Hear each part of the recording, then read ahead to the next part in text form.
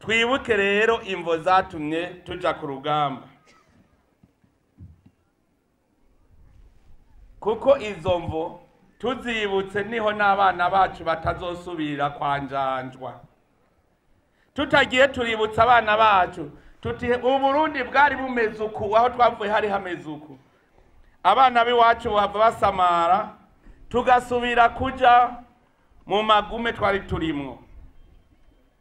Twibuke yuko mu Burundi kuva igihe abakoroni bakuriye ubutegetsi bw'u Burundi, igihe bakuriye umwami Mwezi Gisabo, niho ubutegetsi bw'u Burundi bwasambuka, haca higanza akagwi k'abantu. Baba bakoroni bose nta kindi bashaka atari uko abarundi bose tuba mu buja.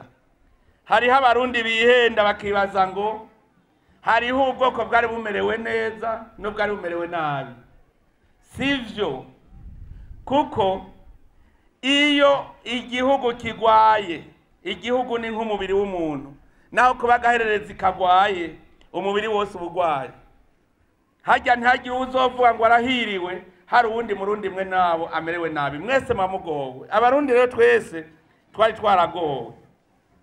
Mu bisanzwe mu Burundi twabayeho abarundi tumeze nk'impfuvyi, kuko nta butegetsi bwari buhari, ubutegetsi butubungabunga, ubutegetsi bwitwararika gutunganiriza abene gihugu. Igihugu kitagira ubutegetsi abene cyo baba ari mpehesa. Nico gituma rero abarundi twategeza kubona ko twova muri ivyo bihe igihugu cyaba kitagira ubutegetsi. Ubutegetsi bwari buhari karakagwi, akagwi gakorera abakoroni, akagwi gashaka yuko abene gihugu batazopfa rosa amahoro, kuko ako kagwi kari kagize intwaro ku buryo atamwene gihugu afise ingorane yashobora kutaka leta ngo imufashe. Uno munsi ugize ikibazo na mugenzi wawe hariho leta igutunganiriza, mu gico gihe nta butungane bwari buhari. Ico gihe nta leta atunganiriza abene gihugu yabaho, hari leta y'akagwi gatunganiriza abankunzi gusa.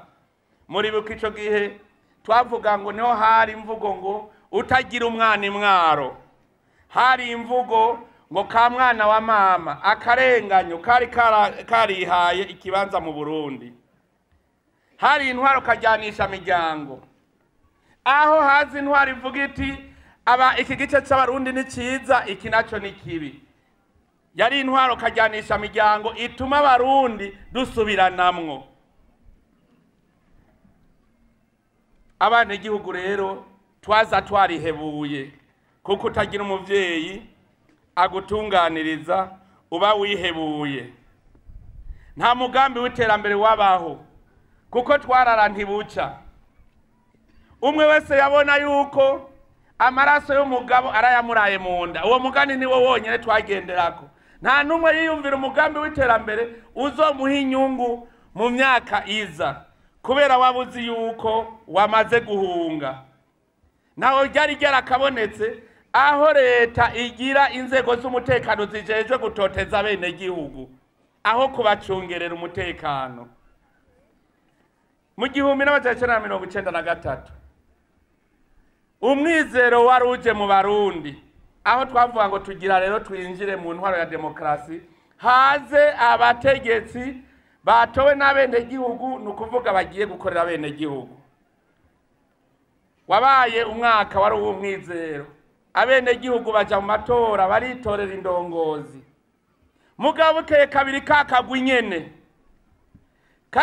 nyene niko kaciye gakora ibara karengera kuri za ndongozi zose zitorewe gaca karazigandagura, ndetse ako kagwi nyene gaca kagomora ingabo zija mu ruhigi bahiga abenegihugu.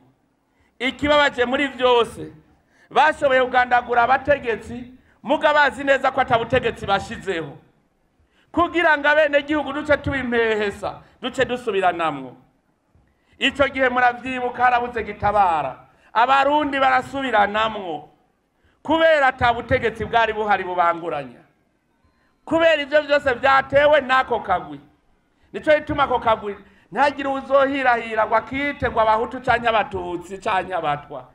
Kara kagwi kaboheye amaboko imugongo gakorera abakoroni, kuko mu Burundi ntawe ryari ryarakabonetse aho bavuga bati hariho umwami w'abahutu n'umwami w'abatutsi n'umwami w'abatwa. Abarundi twarabarundi, ariko baradukura kwako karanga ko kwitwa abarundi kugira ngo igihugu cyacu kize cabe mu kajagari. Mu bisanzwe leta yari kubaho kugira itunganiriza abo barundi bose, mugabo hacarabura leta itunganiriza abarundi. Abarundi bacaguma barabana ayingwe bateranijwe n'iyo leta nyene. Murumva ko igihugu cari kigeze hamanuka aho bamaze kugandagurira rero abategetsi, hakabura umutegetsi. Abarundi twese twagiye mu mwiheburo gushikaho abenegihugu bafata ingingo yo kwigwanako.